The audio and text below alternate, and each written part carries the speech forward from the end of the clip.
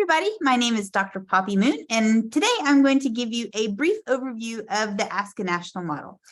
I'll be honest with you, when I first saw the model, it was extremely overwhelming, especially if you get the books that the School Counseling Association gives you.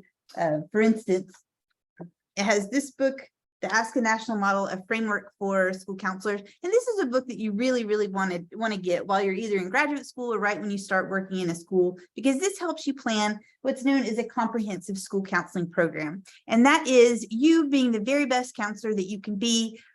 You're working with people in the community and administration and teachers. You're working with students. You're putting all of this together to make this great program that makes sure that you understand your student needs. But I'll be honest with you, the topic is a little bit dry. So I will do my very best to make it fun and make it interesting for you to listen to.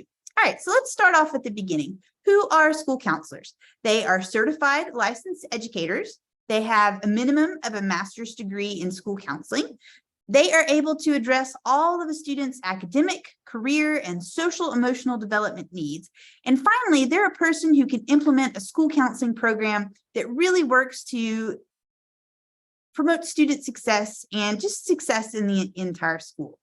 Now, there is a ratio that the American School Counseling Association recommends, and that is 1 counselor for 250 students. Because if you have a ratio like that, the counselors can really get to know the students, they can get to know their families, and they can be helpful with all different kinds of things. Some people will get unlucky and they'll be in a school with maybe 750 students that they have to work with.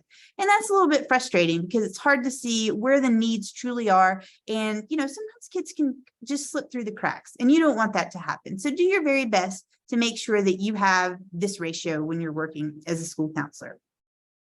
So let's look at the ASCA National Model Diamond.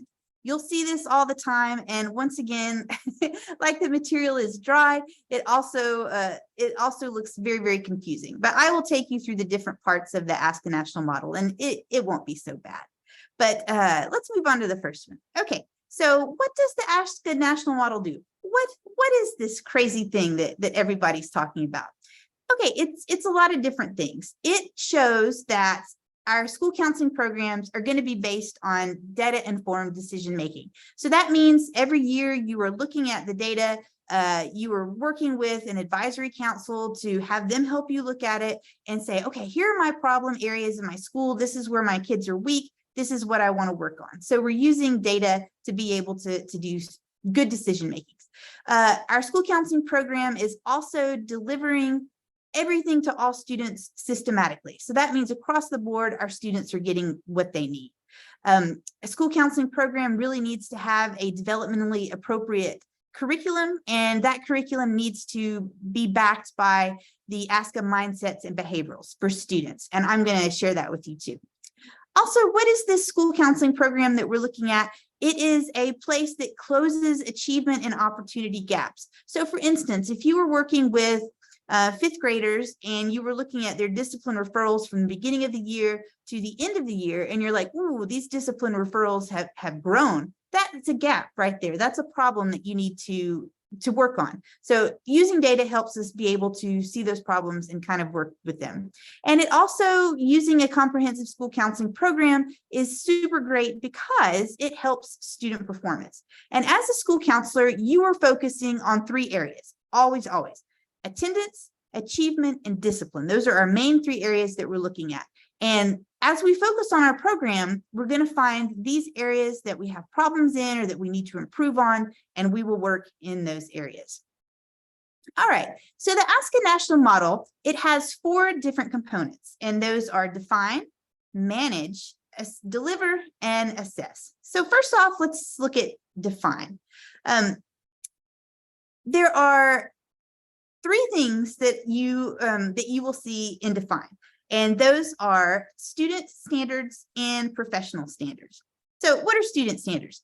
And obviously, again, this is just a lot of information, but the behavior and mindset for student success, we're saying, hey, you're going to go into college or you're going to be in a career, and our counseling program has really worked to make you top-notch, so you'll be able to move into that.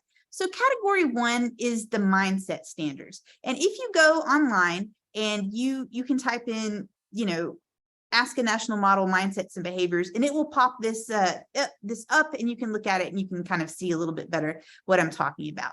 But the category 1, it talks about students' attitudes or beliefs in themselves in relation to their academic work at school.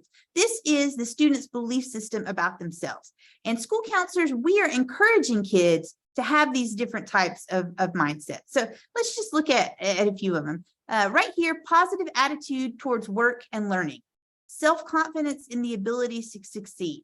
And I understand that these are big and they're very broad topics, but it's something that all of our students, we want to work as school counselors to be able to have these kids feel that way about themselves. Yes, I can be successful. Yes, I can work with other people and communicate with them effectively. All right. The second one is behavior standards. And these are behaviors that come along with a successful student. They are outward behaviors and signs that a kid is engaged and they are putting forth an effort to learn. These behaviors are grouped into 3 categories. First one is learning strategies. And right here, students are employing the aid of cognitive work of thinking, remembering, and learning. The second part is self-management skills. And this is a continued focus on goals. Despite obstacles or distractions, they're able to make a goal and kind of go through and go all the way to the very end, that they are not giving up on themselves, even though they might want to say, oh, I don't want to study today, I want to go play outside. They can say, I've got to study first, then I can go spend some time outside. Last one is social skills. Our kids, especially right now, we've got to work on those social skills because our COVID kids, they lost out on 2 years of schooling right now, and we're seeing a lot of problems in discipline. So social skills and acceptable behaviors, that's something that I think all school counselors would do really well to focus on those behaviors with their students. Now, the second part of define is professional standards, and these are standards that relate to us specifically as school counselors. First part, you have your ethical standards, and then the second part is school counselor professional standards and competencies. Ethics, always, as counselors, we want to be ethical. So if you go in and you Google ASCA ethical standards, again, it'll come up as a PDF and you can take a look at those. Now, let's look over at the professional standards and competencies. These are beliefs that we hold as counselors about student achievement. So here we go in the mindset. Students believe, school counselors believe every student can learn, every student can succeed. We believe that. Now sometimes you may think, I don't know if that's always true, but we're being Pollyanna. We're thinking of the very best outcome for our students that could possibly be. Here's one: every student should graduate from high school and be prepared for post-secondary opportunities. That's something great, and we all want that for our students to strive. So as counselors, we have to continue looking at ourselves and saying, hey, are we going along with the school counseling belief system? The second part of that, once again, is behaviors. And these are behaviors that the school counselor is going to demonstrate to the community, to the administration, to the teachers. So while they're implementing that program, there are different ones that you're going to look at. So the first one over here is professional foundation. These are the skills that of a school counselor's professional orientation. And this can apply to different things that you need to know: applying theories, working with legal and ethical issues, being a leader, and being an advocate for students. And that's not all of them, but that just kind of gives you an overview of what we're looking at. The next thing is direct and indirect student services. And these are provided directly to the students, like an individual, small group, or large group guidance, or these are things that are indirect, but also benefit the students. So that's working with families and teachers, school staff, and of course the word that everyone always says, education stakeholders. I think stakeholders is an interesting word, but you're working hard on that. And then the last part is planning and assessment activities. And these are you making an advisory council, getting a group of people who are looking at the data with you and help you plan a comprehensive school counseling program that's going to meet all of the needs of those students. Now, the next part of the ASCA National Model Diamond is manage. And here we are looking at program focus and program planning. Program focus. There are different parts of this. There are the beliefs that we kind of talked about. There's also a vision statement and a mission statement. These are things that you want to do right when you start out your program, or maybe right at the beginning of each school year when you're coming in, you're coming fresh.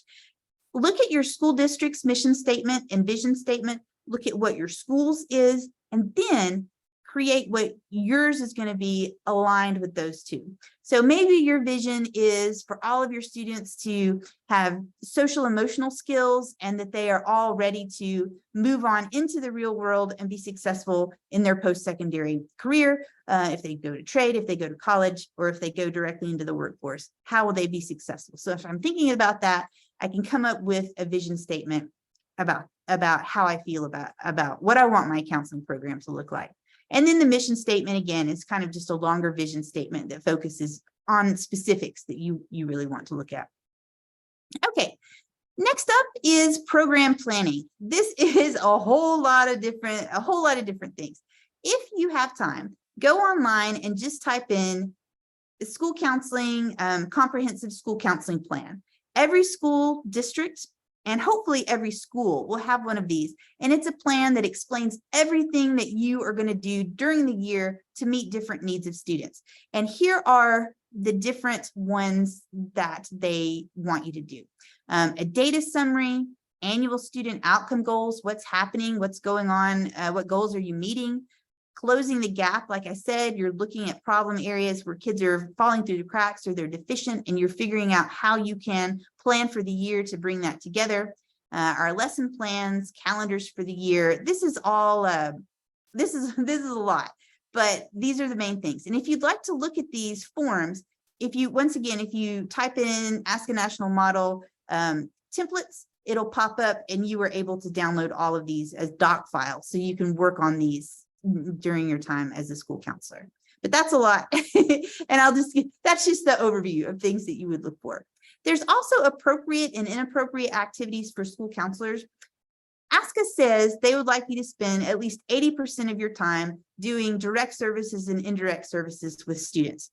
Appropriate activities are planning for lessons, planning goals for the school year, working with parents that have problems with their kids, working with the kids, direct and indirect services. But inappropriate services would be your principal has asked you to do lunchroom duty and you have to be there for an hour and a half or 2 hours just walking around monitoring behavior. That's not an acceptable activity.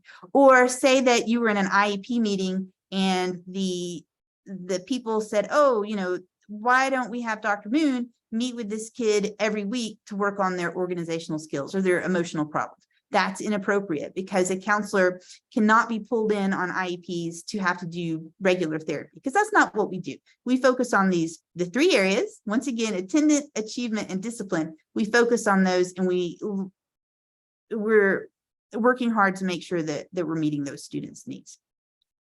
All right, next part is deliver. This is when we start working with the kids. And there are 2 types, the direct student service and the indirect student services. We work very hard to directly or indirectly affect the students so that it makes them successful. And these are activities that help the students develop the mindsets and behaviors that we were talking about for student success and improve their achievement, attendance, and discipline. So direct student services, and like I said, 80% of the time should be doing this.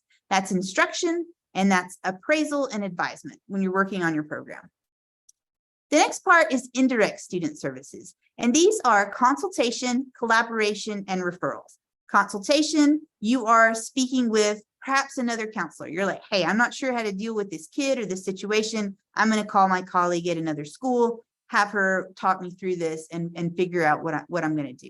Next one is collaboration, and that is when you work with the community, when you work with parents or the administration to figure out how you're going to make something work. You could collaborate with the Parent-Teacher Association to provide maybe lunch bunches where parents could come and you can talk about how to help their students be successful.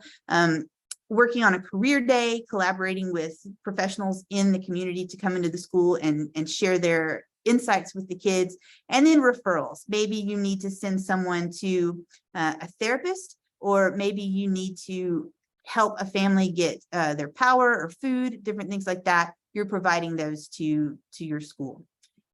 Next one is the assess. There's program assessment and then the school counselor assessment and appraisal. School counselors, we work on those mindsets and how we feel that students can be success. And the ASCA National Model, it gives us the tools to guide us in assessment and appraisal. So different types. The program assessment, this is school counseling program assessment. So I'm sitting down with my advisory council, and you'll set up an advisory council. These can be members of the community. This can be your principal or your vice principal, maybe the librarian, some teachers. You could also put some kids on there if you want, and you can look at your comprehensive school counseling program, find the gaps, find the areas that you want to work on, that you want to focus on, and you're going to do that every year. You're always looking at your program, you're assessing it. How can I make it better? How can I look at the data and make that better? And then there's an annual results report. And that's when you sit down and you look at everything at the end of the year and you decide, hey, I met these goals, or these goals were not met. What do I need to do in the next school year to be able to be successful with that? And the final part of it is school counselor assessment and appraisal. There are two different types of these. We have school counselor professional standards and competencies, and we also have school counseling performance, and that's an appraisal template. All this has to do with you evaluating yourself personally as a school counselor and making sure that you are following the path, the ASCA National Model path, to make sure that your program is the very best that it can be. So like I was saying, if you are interested in this, and I want you to be, and if you're going to be in any of my classes, we will get these, but this is the ASCA National Model, a framework for programs, and basically it goes into much greater depth than I went in today. And then also this one right here is called the implementation guide for manage and assess, and it gives you ideas on how to actually plan your program using the different templates that ASCA has. So that is my fascinating presentation for you on the ASCA National Model.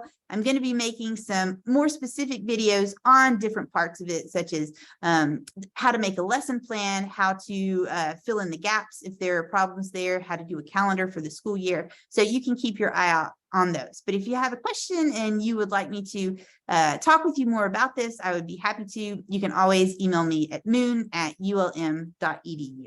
So I enjoyed talking with you today, and I hope that that was helpful.